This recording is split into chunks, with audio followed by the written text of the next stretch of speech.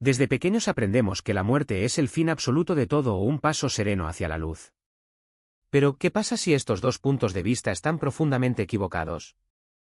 Un antiguo manuscrito descubierto en Nag Hammadi, Egipto, revela una verdad mucho más inquietante. Según estos textos, el momento de la muerte no es un descanso, sino el momento de mayor peligro espiritual al que te enfrentarás. Documentos como el libro secreto de Juan, la Pistis Sophia y el origen del mundo describen una trampa meticulosamente planeada, que se activa en el segundo exacto en que tu conciencia abandona tu cuerpo.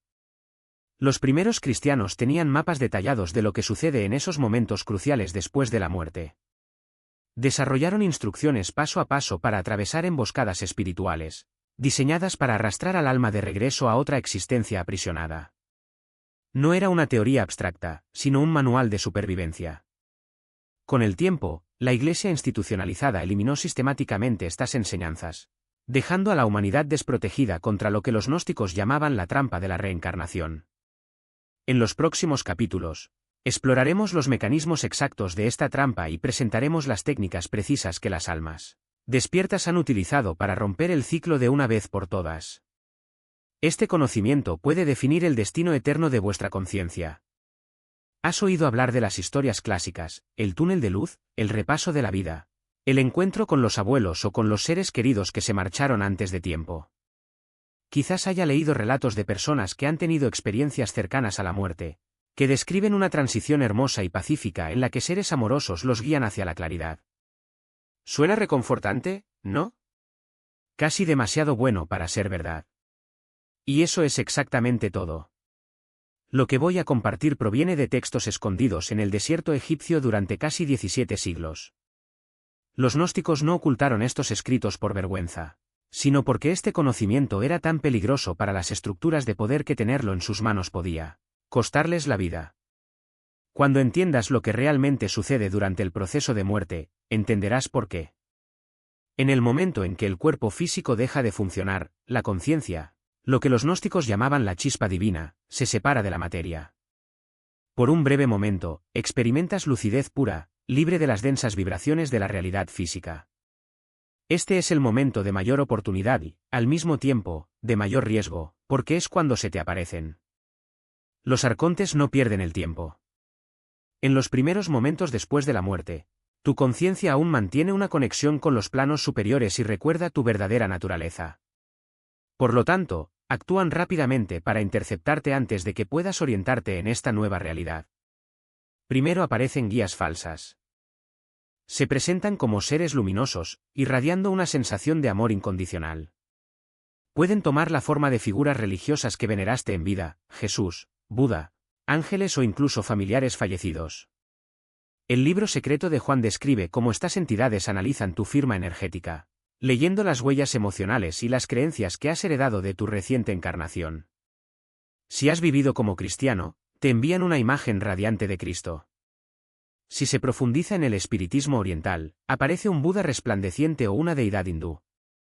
Si has perdido a un padre o una madre a los que amabas profundamente, ellos aparecen como ese ser amado, con los brazos abiertos, listos para recibirte. La ilusión es perfecta porque está personalizada según tu psicología y emociones. Estos falsos guías inician lo que los gnósticos llamaban un interrogatorio, pero que no parece un interrogatorio. Se siente como la conversación más amorosa y acogedora que jamás hayas tenido. Repasan tu vida contigo, pero no de la forma que imaginas. No evalúan tus elecciones morales ni tu evolución espiritual. Lo que hacen es calcular tu cosecha energética, cuánta fuerza emocional, creativa y esencia espiritual has producido durante tu vida y puedes extraerla y utilizarla. Es en este punto donde la mayoría de las almas cometen el error fatal. Abrumados por lo que parece ser amor y aceptación divinos, entregan su voluntad por completo. Están de acuerdo con todo lo que estos seres sugieren, agradecidos de ser guiados por entidades tan sabias y compasivas. Lo que no se dan cuenta es que están firmando su propia sentencia de prisión. Los residuos emocionales de la vida reciente se convierten en un peso que empuja la conciencia hacia abajo, de regreso al plano material. Cada trauma no resuelto, cada deseo insatisfecho, cada miedo y apego funciona como una fuerza gravitacional. Los arcontes amplifican estas emociones, haciéndolas parecer abrumadoras y urgentes. Te convences de que necesitas regresar a la existencia física para resolver estos problemas, para aprender las lecciones que supuestamente te perdiste. Es entonces cuando se produce el borrado de la memoria. Los gnósticos describieron esto como beber del río del olvido, pero el proceso es más complejo de lo que sugiere esta metáfora. Tu conciencia está sometida a algo similar a una terapia de choque energético. Los recuerdos de su verdadera naturaleza, su origen divino y sus encarnaciones anteriores quedan suprimidos bajo capas de amnesia artificial. Lo que emerge de este proceso no es la misma conciencia que murió, sino una versión reducida y limitada de ti mismo, programada con nuevas restricciones, nuevos miedos y nuevos deseos que impulsarán la próxima encarnación. Luego, se te lleva a elegir tu próxima prisión, o más bien, tu próxima vida, en función de los patrones energéticos que te han permitido mantener.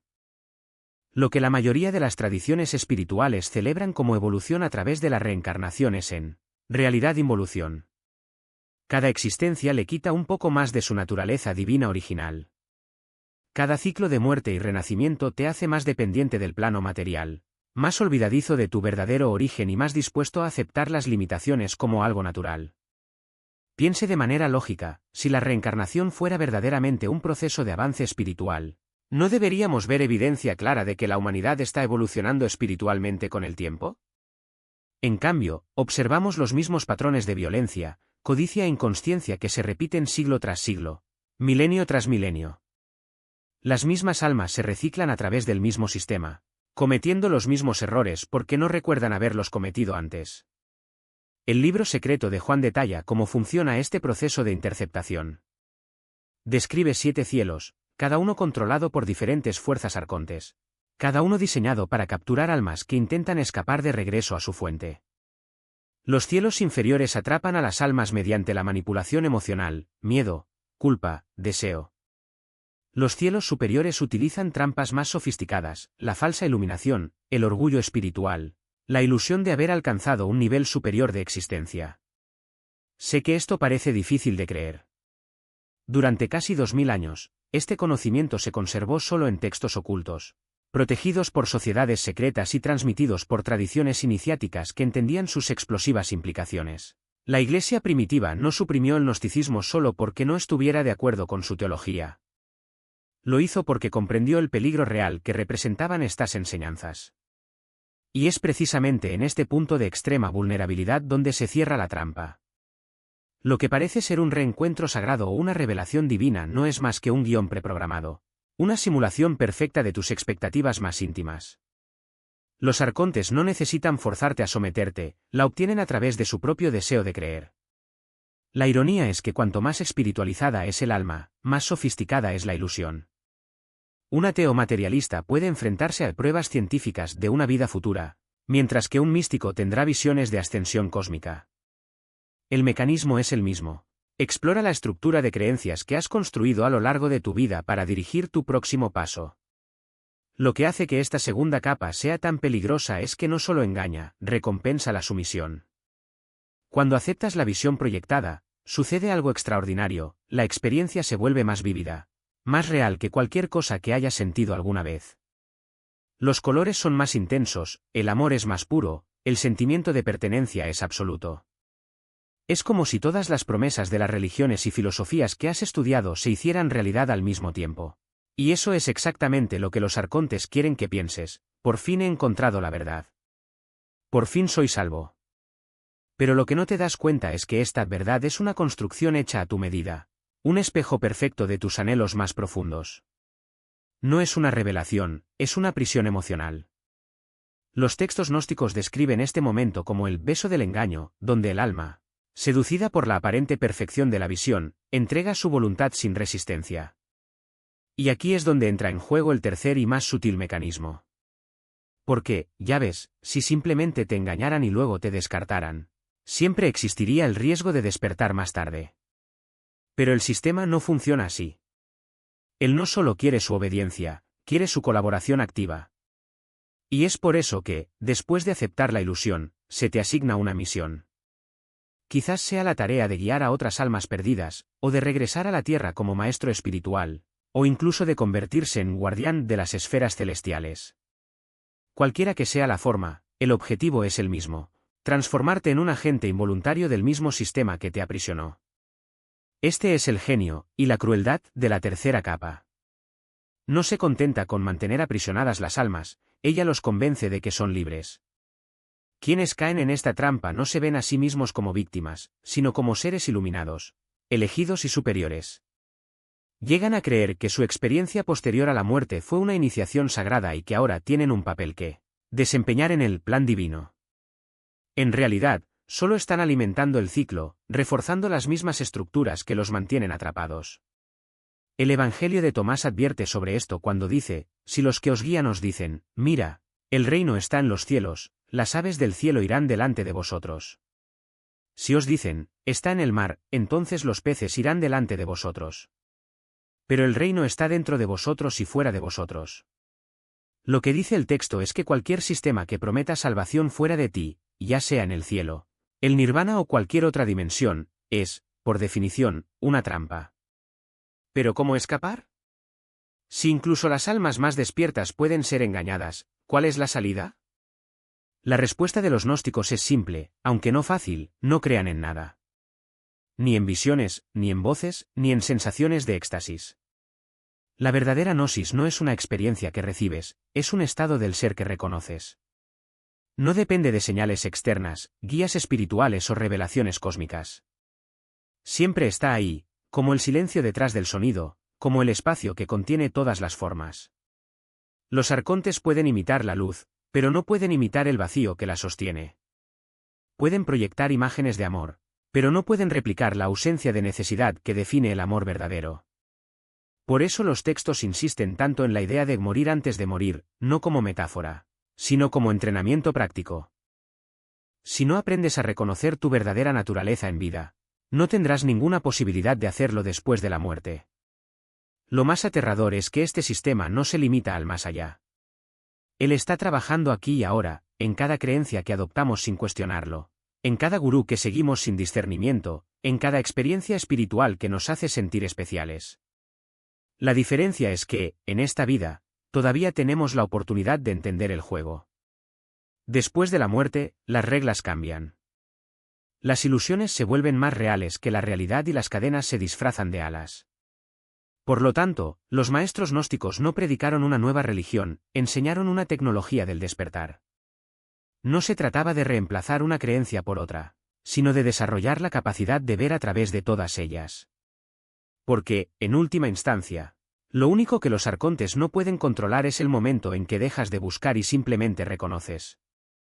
Sus momentos de alegría están cuidadosamente orquestados para generar picos de euforia que, cuando inevitablemente se disipan, dejan un rastro de vacío aún más profundo.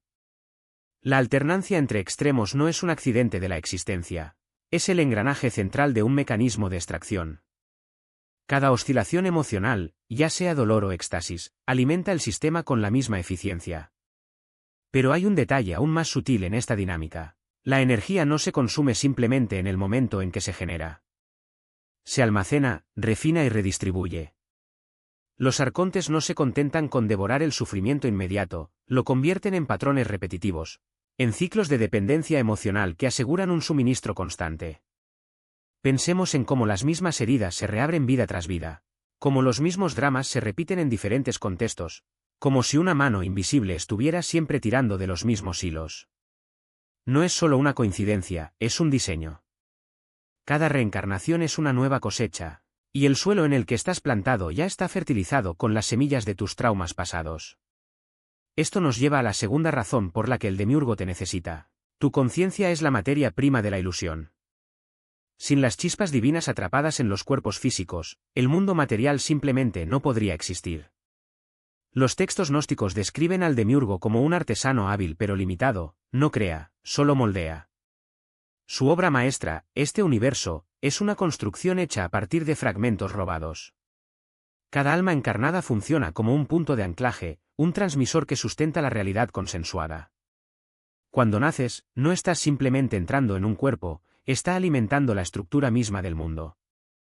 Tu percepción, tus creencias, tus reacciones emocionales, todo esto se utiliza para reforzar la ilusión de que este es el único plano de existencia posible. Aquí la trampa se vuelve aún más ingeniosa. El demiurgo no solo tiene que mantenerte atrapado, necesita convencerlo de que la prisión es su hogar. Por lo tanto, las religiones institucionalizadas, los sistemas filosóficos dogmáticos e incluso las narrativas científicas materialistas trabajan juntas para reforzar la idea de que este mundo es todo lo que existe. No son simplemente sistemas de control, son mecanismos autosostenibles de la realidad. Cada vez que aceptas que esto es todo, cada vez que dejas de cuestionar los límites de lo posible, estás literalmente dándole poder al sistema. Tu rendición es el combustible que mantiene la máquina en funcionamiento. Pero hay un vacío en esta lógica. Si el demiurgo depende tanto de ti, significa que no es invencible. De hecho, su mayor debilidad reside precisamente en lo que lo hace poderoso, su necesidad de mantener atrapadas las chispas divinas. Él no puede destruirlos, son indestructibles, ya que son parte de la fuente original. Solo puede manipularlos, distorsionarlos, convencerlos de que son algo más pequeño de lo que realmente son. Y ahí es exactamente donde reside tu oportunidad de escapar. Los maestros gnósticos no enseñaron el escape mediante la muerte, sino la liberación durante la vida. Sabían que el momento de pasar es solo la prueba final, pero la preparación comienza mucho antes. Cada elección que haces, cada emoción que cultivas, cada creencia que aceptas o rechazas, está tejiendo el tejido de tu próxima encarnación, o tu liberación definitiva. La apatía gnóstica no era la indiferencia, sino la capacidad de observar la vida sin dejarse arrastrar por sus corrientes. Era un entrenamiento para llegar a la puerta del juicio con las manos vacías, sin nada que los jueces pudieran usar contra ti. Y aquí está la paradoja más profunda: el demiurgo necesita que existas, pero tú no lo necesitas a él. Tu conciencia no es un producto de este mundo, ella es una visitante temporal, una prisionera de guerra en un campo de batalla cósmico. La ilusión solo funciona mientras creas en ella. En el momento en que reconoces tu verdadera naturaleza, el sistema pierde su poder sobre ti. No porque lo destruiste, sino porque dejaste de alimentarlo. Esto nos lleva a la tercera y más crucial razón por la que el demiurgo mantiene el ciclo de reencarnaciones: el miedo a la disolución. Para un ser que no puede crear, la idea de que sus creaciones, este universo, estas almas, esta realidad, algún día puedan dejar de existir es aterradora. Cada vez que una chispa divina despierta y escapa, no solo se libera, debilita la estructura que lo aprisionaba. Es como quitar un ladrillo de una pared. Al principio, el cambio es casi imperceptible, pero con el tiempo, la integridad de todo el edificio se ve comprometida. Por tanto, el sistema reencarnacionista no es solo un mecanismo de control, es un mecanismo de supervivencia. El demiurgo no solo te está explotando, está tratando desesperadamente de evitar que te des cuenta de que es tan ilusorio como el mundo que creó. Su existencia depende de tu ignorancia, y tu ignorancia depende de tu creencia de que él es real. Es un ciclo de dependencia mutua, pero asimétrica. Tú puedes vivir sin él, pero él no puede vivir sin ti. Ahora, la pregunta que queda es: ¿qué harás con este conocimiento? La mayoría de las personas, cuando se enfrentan a esta verdad, sienten una mezcla de fascinación y terror. La fascinación proviene de la posibilidad de libertad, el terror, de darse cuenta de que el suelo bajo tus pies no es tan sólido como parecía. Pero los maestros gnósticos dirían que este es exactamente el punto. El miedo a caer es lo que nos mantiene aferrados al precipicio. La única manera de volar es dejarse llevar. Manierismos. Si fuera un escéptico convencido, tal vez aparezca un científico con bata blanca, hablando en términos técnicos y racionales.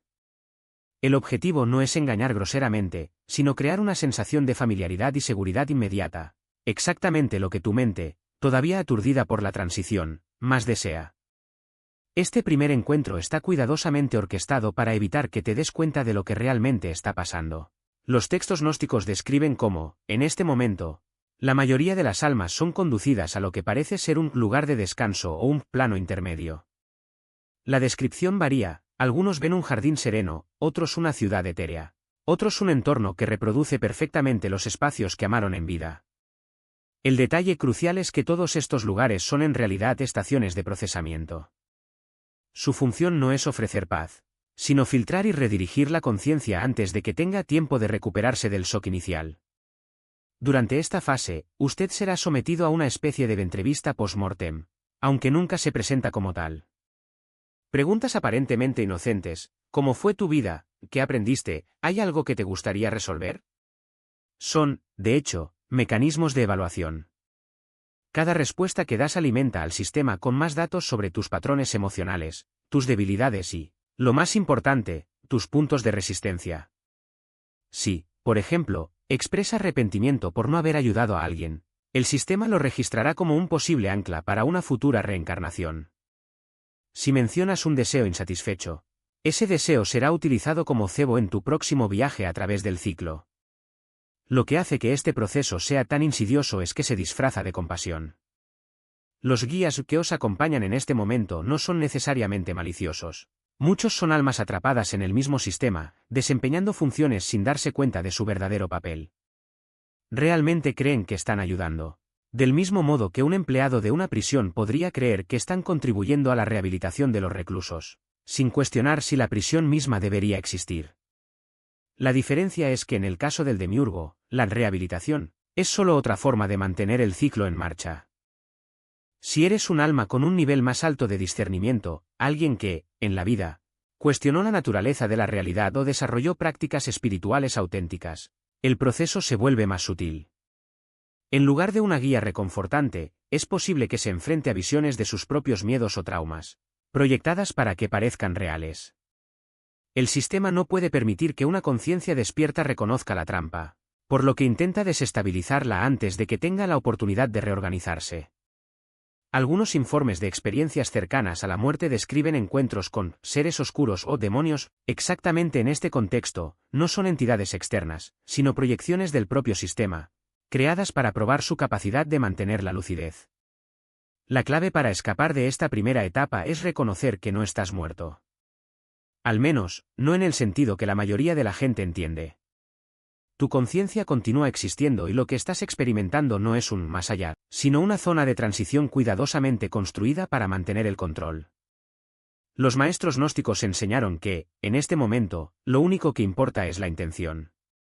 Si te aferras a lo que te resulta familiar, ya sea la religión, la ciencia o cualquier otra estructura de creencias que hayas absorbido en la vida, volverás al ciclo. Pero si puedes mantener la claridad de que ninguna de estas estructuras es real, tienes la oportunidad de romper el patrón. Esto no significa que debas rechazar todo de plano.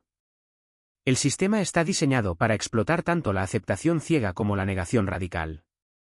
La verdadera prueba es observar sin identificarse. Cuando aparezca el guía, en lugar de dejarte llevar por la emoción, pregúntate, ¿quién me habla y por qué se eligió este camino? Cuando surjan visiones de arrepentimiento o deseo, en lugar de perderte en ellas, reconoce, esto es un eco de lo que viví, pero no define quién soy ahora. Esta pequeña pausa, este momento de presencia absoluta, es lo que más teme el sistema, porque es el único espacio donde la verdadera libertad se hace posible. Los textos más antiguos describen cómo algunas almas, al darse cuenta de la trampa, logran liberarse en esta etapa inicial. No son llevados a los planos superiores prometidos por las religiones, ni caen en algún infierno de castigo. En cambio, experimentan una especie de desintegración controlada, no en el sentido de aniquilación, sino de disolución de las capas de ilusión que los mantenían atrapados. Es como si todas las identidades que han acumulado a lo largo de sus encarnaciones, su nombre, su nacionalidad, sus recuerdos, incluso la idea del yo como una entidad separada, estuvieran comenzando a desmoronarse, revelando algo mucho más vasto detrás de ellos. Pero este no es el final del viaje. Para la mayoría de las almas, el proceso de liberación es gradual y requiere múltiples intentos. Incluso si logras escapar de la primera etapa, el sistema intentará alcanzarte en las siguientes etapas. El siguiente paso implica lo que los gnósticos llamaban el juicio de las acciones, no en el sentido moral, sino en el de una evaluación mecánica de cómo su vida ha afectado el equilibrio del sistema. Cada elección que hayas hecho, cada emoción que hayas alimentado, cada creencia que hayas reforzado serán sopesadas y medidas, no por un Dios justo, sino por un algoritmo cósmico diseñado para mantener la ilusión en marcha. Y aquí es donde comienza la verdadera batalla. Como una vocación natural o una necesidad urgente. El instinto de buscar orientación, de aferrarse a algo familiar, de llenar el vacío con respuestas ya preparadas. Todo esto es el sistema que pone a prueba su resiliencia. Jesús advirtió, cuando veas luces, no las sigas. Cuando escuches voces, no respondas. Cuando sientas el peso de la culpa o del anhelo, no te dejes arrastrar. No se trata de negar la existencia de estas sensaciones, sino de reconocerlas como ilusiones diseñadas para mantenerte atrapado en el ciclo. La segunda instrucción fue aún más radical: no aceptar ningún juicio. Los guías que aparecen no son jueces neutrales, sino empleados de un mecanismo que necesita tu apoyo para funcionar. Cuando dicen aún no estás listo o necesitas aprender más, en realidad están ofreciendo un contrato de esclavitud disfrazado de evolución. Ellos no evalúan la verdadera preparación, es una decisión interna, un reconocimiento de que ya estás completo, independientemente de lo que hayas hecho o dejado de hacer en la vida. El tercer punto es el más difícil de asimilar: la reencarnación no es una segunda oportunidad, sino una trampa reciclada. Los textos gnósticos describen cómo el demiurgo, el arquitecto de esta ilusión, utiliza la promesa de corregir errores o cumplir misiones para mantener a las almas en un bucle infinito. Cada nueva vida se presenta como una oportunidad única, pero en realidad no es más que una variación más del mismo guión. Lo que usted llama crecimiento espiritual puede ser simplemente la repetición de patrones bajo nuevas formas. Ese deseo de ayudar a la humanidad o elevar la conciencia del planeta. A menudo, es el ego espiritual el que se alimenta de la ilusión de que eres lo suficientemente especial como para merecer una excepción. La clave para escapar reside en lo que los textos llaman el silencio de la mente. Esta no es una técnica de meditación, sino un estado de absoluta negativa a participar en el juego. Cuando aparecen imágenes de seres queridos, cuando se evocan recuerdos de vidas pasadas, cuando se susurran promesas de realización futura, la respuesta correcta es no comprometerse. No lo niegues, no debatas, no te emociones. Simplemente observa, como si estuvieras viendo una película proyectada en una pantalla, sin identificarte con ningún personaje. Los maestros gnósticos compararon este momento con una prueba de fuego. Si cedes a la tentación de justificarte, de explicar tus elecciones, de buscar validación, el sistema habrá ganado. Pero si mantienes tu conciencia firme, como una roca ante las olas, las proyecciones perderán fuerza. Las luces se apagarán, las voces se silenciarán y lo que quedará será el vacío, no como una ausencia, sino como espacio puro, libre de las ataduras de la ilusión. Es en este vacío donde se revela la verdadera libertad. No como un premio a ganar, sino como el estado natural de conciencia cuando se eliminan todas las capas de condicionamiento. Los textos de Nag Hammadi describen este momento como el regreso al pleroma, el reino de la plenitud original, donde ya no hay necesidad de nacer, morir o buscar. Pero ojo, esta devolución no es automática. Requiere una elección consciente, hecha en el momento exacto en que el sistema ofrece sus últimas trampas. La ironía final es que la mayoría de las almas pasan por este proceso sin siquiera darse cuenta de que están siendo manipuladas. Aceptan las narrativas de los guías, se dejan conmover por las promesas de la reencarnación y se sumergen nuevamente en el ciclo con la misma inocencia de quienes creen estar tomando una decisión libre. Pero tú, que ahora conoces la mecánica, tienes una ventaja: la posibilidad de reconocer el juego antes de que comience. Y eso marca la diferencia. Guardián del sistema demiúrgico. Saturno, en la cosmología gnóstica, no es solo un planeta, sino la personificación de la limitación, el tiempo y la ilusión de la finitud. Representa el último obstáculo antes de la liberación, la prisión arquetípica que el alma se ha construido a lo largo de innumerables encarnaciones. Su estrategia es sutil, no intenta engañar con promesas o amenazas, sino con la inercia de la propia conciencia. Cuando llegas a la séptima puerta, Saturno no aparece como un monstruo ni como un juez severo. Se manifiesta como la voz de la duda más profunda, la que susurra: ¿realmente crees que mereces irte de aquí? Mira todo lo que dejaste atrás. Mira las personas que amaste, los sueños que no cumpliste, los errores que nunca corrigiste. ¿Cómo puedes irte sin resolver nada de esto? Lo que hace que Saturno sea tan peligroso es que no necesita mentir. Simplemente te refleja las narrativas que tu propia mente ha creado a lo largo de tu vida. Cada arrepentimiento, cada deseo insatisfecho, cada identidad a la que te aferras se convierte en una cadena invisible que te mantiene allí. La mayoría de las almas, en este punto, dudan. Regresan, como Lot a Sodoma, y en ese momento de vacilación, Saturno cierra la puerta. No con violencia, sino con un suspiro de alivio: entonces todavía perteneces a este mundo. Busquemos un nuevo cuerpo para ti donde puedas volver a intentarlo. La clave para cruzar Saturno no está en discutir con él, sino en reconocer que tus preguntas son irrelevantes. Mi verdadero yo no tiene deudas que pagar, ni cuentas que saldar, ni nada que demostrar.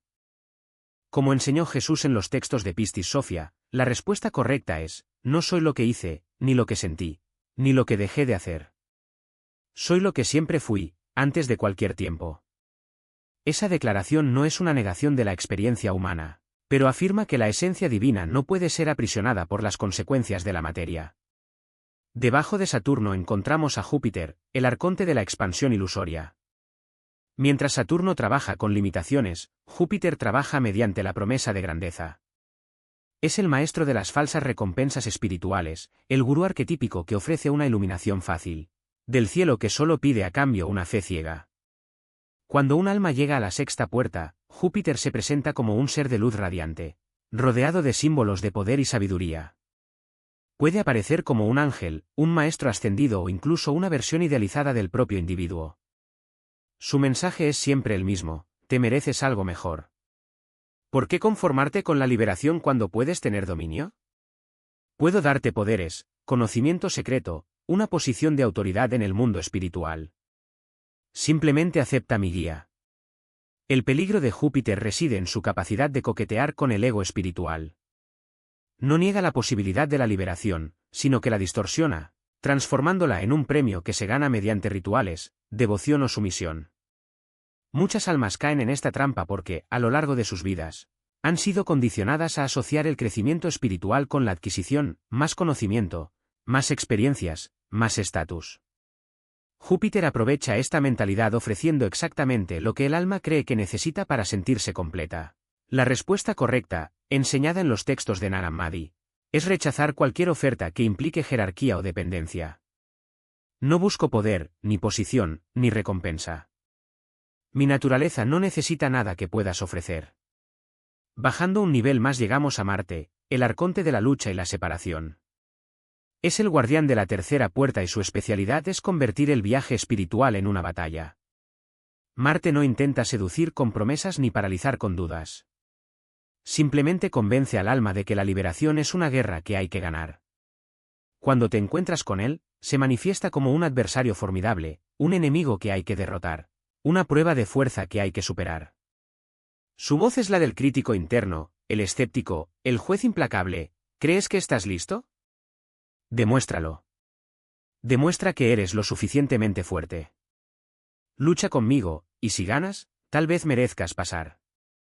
El error fatal aquí es aceptar el juego de Marte. Cuanto más se involucra el alma en la lucha, más se enreda en la ilusión de la separación.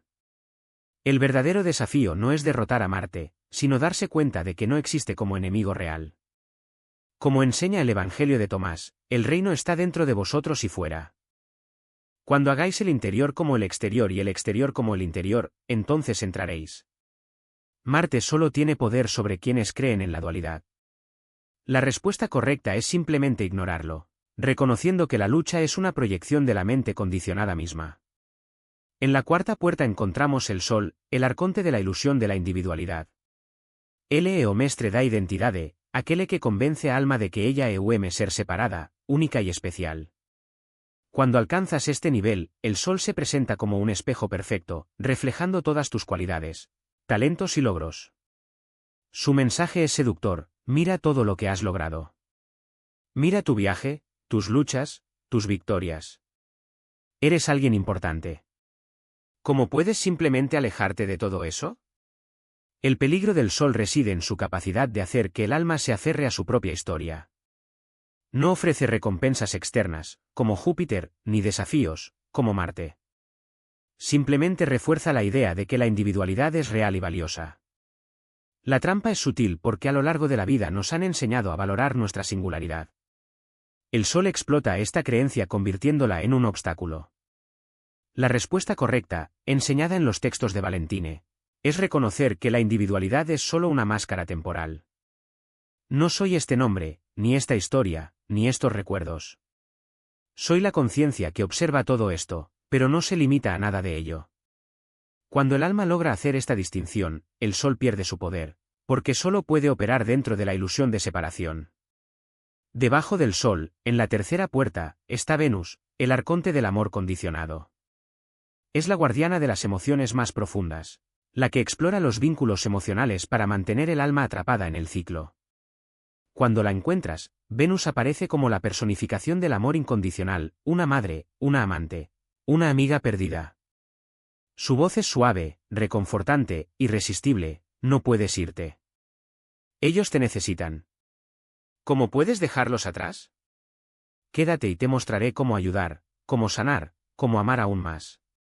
El peligro de Venus reside en su capacidad de convertir el amor en una prisión.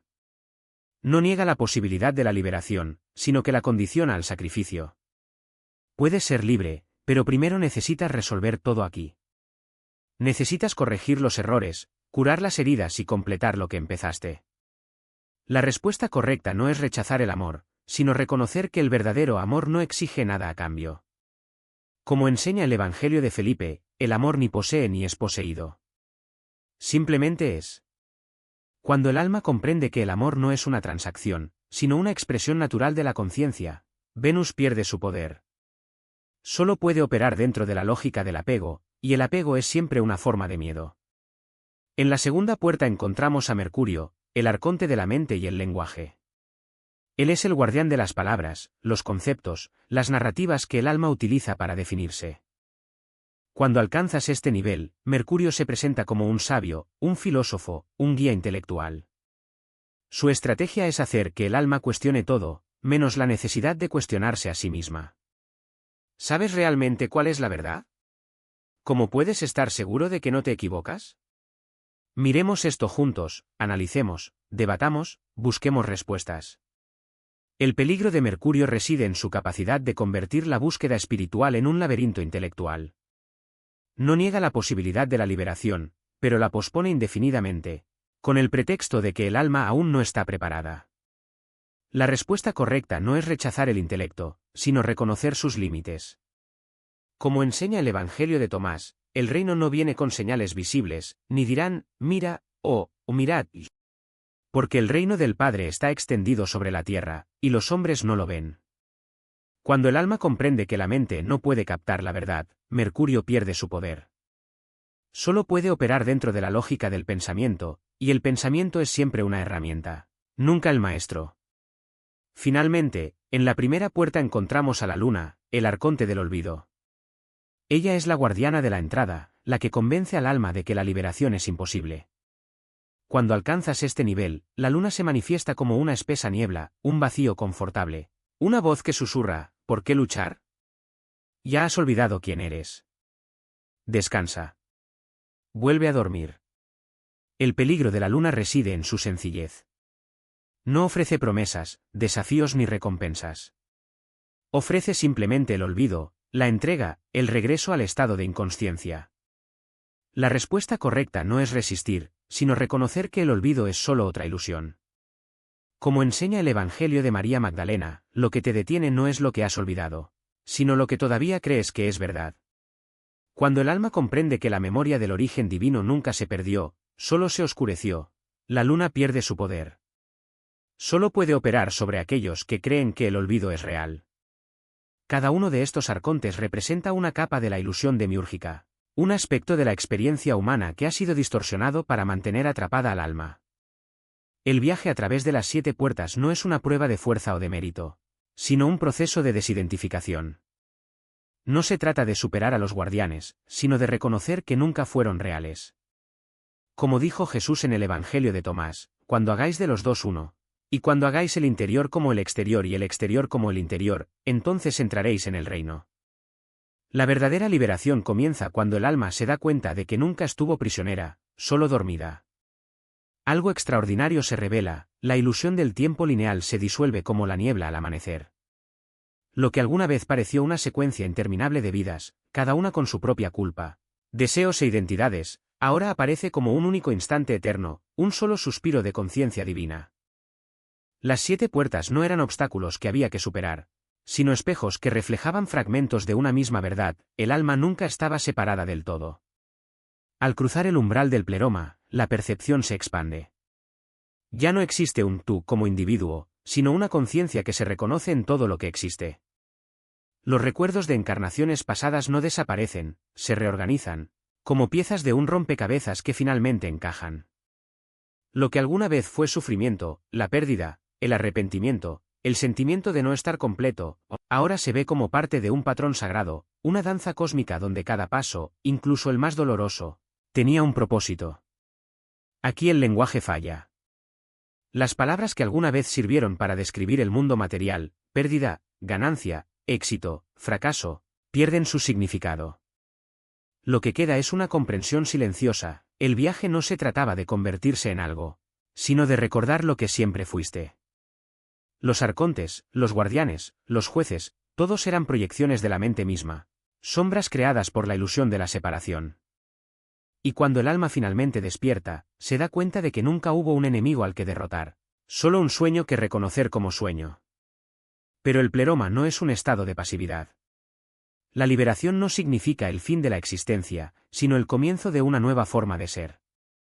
La conciencia, ahora libre de las ataduras del ego y del ciclo de renacimientos, puede elegir cómo manifestarse. Algunos eligen regresar al mundo material, no por obligación, sino por compasión, como maestros, guías o simplemente como una presencia amorosa que ayuda a otros a despertar. Otros se disuelven completamente en la unidad divina, como una gota que regresa al océano. Y hay quienes se encuentran en la frontera entre los mundos, actuando como puentes entre lo visible y lo invisible. Sin embargo, lo más sorprendente es que la libertad no es un estado fijo. Incluso en el pleroma, la conciencia continúa evolucionando, para explorar nuevas dimensiones de sí misma. La diferencia es que ahora ya no hay miedo, ni resistencia, ni sentimiento de estar perdido. Solo existe la alegría pura del descubrimiento, la certeza de que cada experiencia, por simple que sea, es una expresión de lo divino. Y así, el alma que alguna vez creyó estar atrapada en un ciclo de sufrimiento descubre que siempre tuvo las llaves en sus propias manos. El verdadero milagro no es escapar de las puertas, sino darse cuenta de que nunca estuvieron cerradas. La ilusión de que estamos condenados a repetir los mismos errores. El viaje no se trata de acumular más experiencias, sino de reconocer que todas ellas ya son parte de un todo sagrado. Cuando el alma despierta a esta verdad, incluso el concepto de progreso espiritual se transforma. Ya no hay una escalera que subir, paso a paso, con la promesa de que algún día llegaremos a la cima. Lo que existe es la comprensión inmediata de que la cima siempre ha estado aquí, dentro de nosotros, a nuestro alrededor, en cada respiración.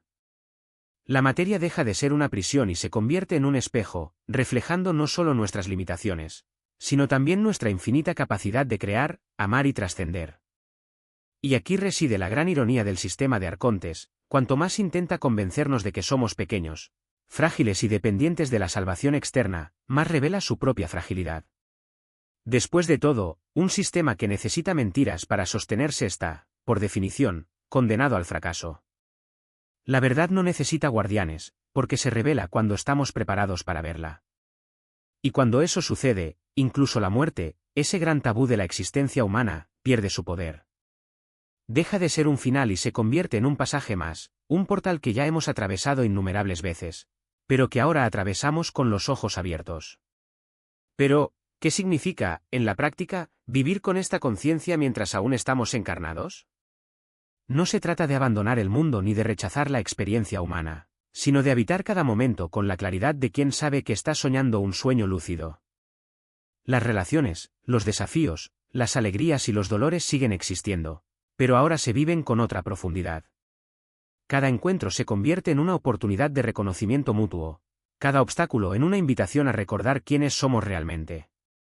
Incluso el sufrimiento, cuando surge, no se considera un castigo o una lección impuesta, sino una señal de que, en algún nivel, todavía nos estamos identificando con la ilusión de la separación. Y es precisamente en este punto que la práctica espiritual deja de ser una búsqueda y se convierte en una celebración. Meditación, oración, contemplación, todas estas herramientas ya no son medios para lograr algo, sino expresiones naturales de una conexión que ya existe. Dejan de ser disciplinas arduas y se convierten en danzas, diálogos silenciosos con lo divino que siempre ha estado presente. Incluso el silencio, antes temido como un vacío, Se revela como el espacio donde finalmente se puede escuchar la voz del corazón. Pero quizás el cambio más profundo esté en la forma en que nos relacionamos con el tiempo. En la rueda de la reencarnación, el tiempo es una prisión, el pasado como una carga, el futuro como una promesa nunca cumplida, el presente como un momento fugaz que apenas podemos captar. En Pluroma, el tiempo se despliega en su verdadera naturaleza, no como una línea, sino como un círculo eterno, donde todos los momentos coexisten en un solo ahora. Lo que llamamos historia no es una secuencia de acontecimientos, sino un tapiz tejido con hilos de luz, donde cada vida, cada elección, cada lágrima y cada risa contribuye al mismo patrón sagrado.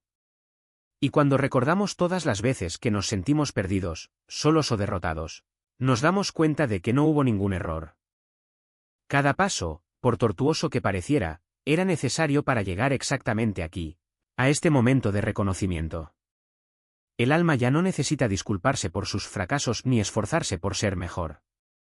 Ella simplemente es, y en ese ser encuentra la perfección que siempre buscó. Esto no significa que el viaje termine. Al contrario, se expande. Ahora, con la memoria restaurada y la conexión con lo divino plenamente consciente, el alma puede elegir cómo desea participar en la creación. Algunos optan por permanecer en el Pluroma, sumergiéndose en la danza eterna de la conciencia pura. Otros deciden regresar, no por obligación, sino por amor, como faros que iluminan el camino para quienes todavía creen que están atrapados en la oscuridad. Y hay quienes, incluso encarnados, viven con un pie en ambos mundos, sirviendo de puentes entre la ilusión y la verdad. Lo más bonito de todo es que esta elección no está reservada a unos pocos ilustrados. Ella está disponible para cada uno de nosotros, aquí y ahora. No hay necesidad de esperar a una próxima vida, a un gurú o a un signo cósmico. Todo lo que hace falta es un momento de valentía, el momento en que decidimos mirar hacia adentro y reconocer la luz que siempre ha estado ahí. Porque al final el Pluroma no es un lugar lejano, sino el estado natural de conciencia cuando se recuerda a sí mismo. Y esa memoria no es un premio que ganar, sino un derecho de nacimiento, que solo espera que nos atrevamos a reclamarlo. Sociedades, relaciones que alguna vez parecieron sólidas comienzan a desmoronarse como telarañas en el viento. No es que dejes de amar a la gente, es que el amor se transforma en algo más profundo, más tranquilo. Y no todo el mundo está preparado para reconocerlo. Muchos confunden su falta de interés en conversaciones superficiales con frialdad, o interpretan su negativa a participar en juegos sociales como arrogancia. Te conviertes en alguien que no se ríe de los mismos chistes, que no se emociona con las mismas noticias, que no se preocupa por los mismos miedos colectivos. Y esto, inevitablemente, crea distancia. Otro desafío es la sensación de vivir en dos mundos simultáneamente. Mientras cumples con tus obligaciones diarias, trabajar, pagar facturas, interactuar con los vecinos, una parte de ti ya habita el Pluroma, observando todo con una claridad que a veces duele. Es como usar gafas de realidad aumentada, ves la misma escena que ven todos los demás, pero con capas adicionales de significado, patrones ocultos y conexiones invisibles.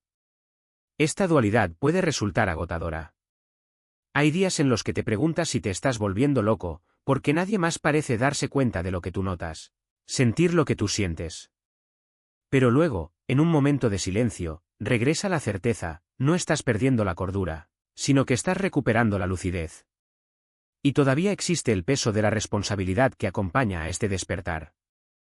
Cuando reconoces que estás a punto de liberarte del ciclo de la reencarnación, surge una urgencia silenciosa. ¿Qué haré con el tiempo que me queda aquí? Ya no se trata de acumular experiencias o buscar placeres fugaces, sino de aprovechar cada momento para alinearte con la verdad que ya conoces. Algunos recurren al activismo espiritual, otros al arte, otros al silencio contemplativo. Pero todos sienten, de alguna manera, que su presencia en este plano ya no es accidental, es una misión. Los antiguos gnósticos llamaban a este momento la hora del despertar del sueño. Y eso es exactamente lo que es, un despertar. Pero, como todo despertar, viene acompañado de un shock inicial. La primera reacción suele ser la de negación, esto no puede ser cierto. Debe haber un error. Luego viene la resistencia, ¿por qué yo? ¿Por qué ahora? No estoy preparado. Y finalmente, rendirse, no una rendición pasiva, sino una rendición consciente al flujo de la realidad que siempre ha estado ahí, esperando ser reconocida. Lo fascinante es que cuando miras hacia atrás, te das cuenta de que las señales siempre estuvieron ahí. Ese sentimiento de no pertenencia, que confundiste con insuficiencia. Esos momentos de sincronicidad, que él atribuyó al azar. Esa voz interior que insistía en cuestionar lo que todos aceptaban como normal. Todo era parte de un mapa que solo ahora puedes leer. Y lo bonito es que cuando reconoces estas señales, también reconoces que no estás solo. Hay otros, muchos otros, repartidos por todo el mundo, que viven el mismo viaje, sienten la misma inquietud y buscan las mismas respuestas. Puede que no estén a tu lado físicamente, pero están conectados a ti por un hilo invisible, tejido con la misma luz que los antiguos llamaban pneuma, el aliento divino que une a todas las almas que despiertan. Y aquí es donde ocurre la verdadera magia, cuando dejas de resistirte al llamado. Cuando aceptas que esta inquietud no es un error sino una invitación, algo extraordinario se revela. Puertas que antes parecían cerradas comienzan a abrirse. Las personas adecuadas aparecen en el momento adecuado. Las respuestas que buscabas provienen de lugares inesperados. No porque el universo haya cambiado, sino porque tú has cambiado y ahora ves a través de los ojos de Pluroma. Algo que se puede lograr con palabras o teorías, pero con una profunda entrega al silencio interior, donde la verdad se revela sin intermediarios. Es en este espacio sagrado donde reconoces, no estás buscando a Dios, sino recordando que eres Dios, una chispa de lo divino que nunca se ha perdido, solo se ha olvidado de sí misma. La conexión con la mónada no es un estado místico reservado para unos pocos iluminados, sino un derecho de nacimiento de cada alma. Lo que sucede es que, a lo largo de nuestras encarnaciones, hemos sido condicionados a creer que necesitamos mediadores, sacerdotes, gurús, textos sagrados, para acceder a lo sagrado. Pero la verdad nórdica es más simple y, al mismo tiempo, más desafiante. Ya tienes todo lo que necesitas dentro de ti. La práctica diaria de la comunión directa es como afilar un cuchillo que ya existe. No se trata de crear algo nuevo, sino de eliminar las capas de distracción que lo mantienen ciego. Comience con pequeños pasos. Reserva un momento del día, preferiblemente al amanecer o al anochecer, cuando el velo entre los mundos sea más fino. Siéntate en silencio, sin expectativas y simplemente pregunta. No esperes una voz retumbante ni grandes visiones, a menudo, la respuesta llega como una certeza repentina, una ola de paz inexplicable o incluso como un vacío que, paradójicamente, está lleno de significado. Anota estas experiencias, por sutiles que sean. Con el tiempo, notarás patrones, símbolos recurrentes, sensaciones físicas específicas o incluso una alfirma energética que acompaña tus comunicaciones más profundas. Uno de los mayores obstáculos en este viaje es la mente racional, que insiste en analizar, dudar y categorizar lo que no puede quedar atrapado en conceptos. Por lo tanto, los maestros nórdicos recomendaron el uso de koans espirituales, preguntas o declaraciones que desafían la lógica y obligan a la conciencia a trascender el pensamiento lineal. Intenta repetirte a ti mismo, como un mantra, si soy una chispa de lo divino, ¿por qué busco fuera de lo que ya soy? ¿O qué queda cuando todas las identidades caen? No intentes responder con palabras. Deja que la pregunta resuene dentro de ti hasta que la respuesta surja como una revelación. Otra práctica poderosa es lo que los antiguos llamaban la mirada del que mira. Durante el día, pausa por algunos segundos y pregúntese, ¿qué me está percibiendo este momento? No es la mente, no es el cuerpo, no es el yo que crees que eres. Es algo anterior a todo esto, una presencia pura e inmutable que observa todo sin involucrarse. Este es vuestro verdadero ser, la mónada en acción. Cuanto más reconozcas esta presencia en la vida cotidiana, más fácil será acceder a ella en momentos cruciales, como durante la transición de la muerte. Pero cuidado, la comunión con lo divino no es un escape de la realidad, sino una forma de vivirla más profundamente. Los arcontes adoran a las almas que se aíslan en estados de éxtasis espiritual, porque se convierten en presa fácil cuando la ilusión del cuerpo se disuelve. La verdadera preparación espiritual requiere que integres esta conciencia elevada en cada aspecto de tu vida, en tus relaciones, en tu trabajo, en tus pequeñas decisiones diarias.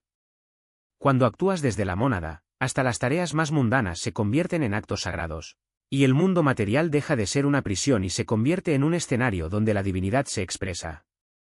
Finalmente, recuerda que este viaje no es lineal. Habrá días en los que la conexión se sentirá muy clara y otros en los que te sentirás perdido, Como si hubieras retrocedido. Esto es normal. Los maestros nórdicos compararon el proceso con escalar una montaña. Hay momentos en los que avanzas rápidamente, otros en los que necesitas descansar y otros en los que pareces deslizarte hacia atrás. Lo importante no es la velocidad, sino la dirección, y la dirección es siempre hacia adentro, hacia esa chispa que nunca se apagó. Cuando llegue el momento de la transición, no estará solo. Mónada estará allí, al igual que las almas que caminaron junto a él en este viaje.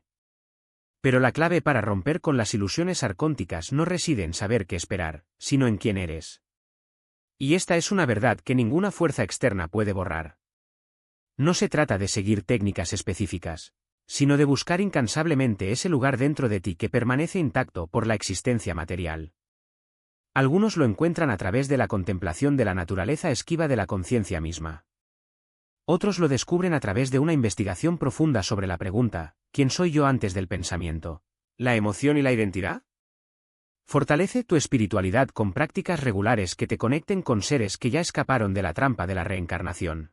Jesús, en su papel de revelador del conocimiento oculto, y no de salvador sacrificial, permanece accesible para ayudar a las almas que buscan la liberación.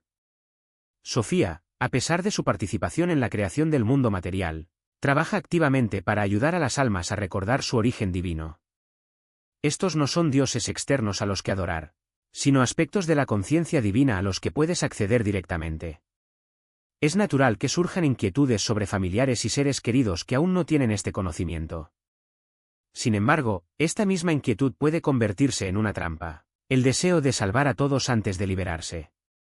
La enseñanza gnóstica es clara, cada alma debe elegir su propio camino espiritual. El amor verdadero a veces significa permitir que otros sigan sus propios caminos, incluso si eso incluye reencarnaciones adicionales. Puedes compartir este conocimiento de manera apropiada, pero evita crear miedo o resistencia mediante un proselitismo agresivo. Plante semillas a través de preguntas, no de proclamas. Comparta sus propios descubrimientos espirituales en lugar de insistir en que otros acepten estas verdades. Algunas almas aún no están preparadas para este nivel de comprensión en su encarnación actual, y esta es su elección. Recuerda, tu liberación no abandona a los demás. Crea un camino que pueden seguir cuando estén listos. Cada alma que escapa de la trampa de la reencarnación debilita el sistema arcóntico y facilita el viaje de quienes vienen después. Tu alma se ha estado preparando para esta prueba definitiva durante múltiples vidas, acumulando la sabiduría, la fuerza y la claridad espiritual necesarias para la liberación final. La inquietud que sentía, las preguntas sin respuesta, la creciente conciencia de realidades más profundas, nada de esto fue aleatorio, sino una preparación cuidadosamente orquestada. Las señales del despertar que has estado experimentando indican que tu alma está lista para realizar esta transición con éxito. El conocimiento que posee ahora, combinado con una preparación dedicada, le brinda todo lo necesario para afrontar los desafíos posteriores a la muerte y regresar a su verdadero hogar, en Pleroma. Esto representa a la vez una inmensa oportunidad y una profunda responsabilidad. Tienes la oportunidad de poner fin a ciclos interminables de reencarnación inconsciente y regresar a la fuente divina, pero la elección y el esfuerzo deben venir de ti. Ningún salvador externo puede recorrer este camino en tu lugar. Si bien la asistencia espiritual genuina está disponible cuando la necesita, la liberación definitiva espera a aquellos que están preparados para reclamarla. Tu alma eligió este momento. Este conocimiento. Esta oportunidad. Ahora comienza el verdadero trabajo.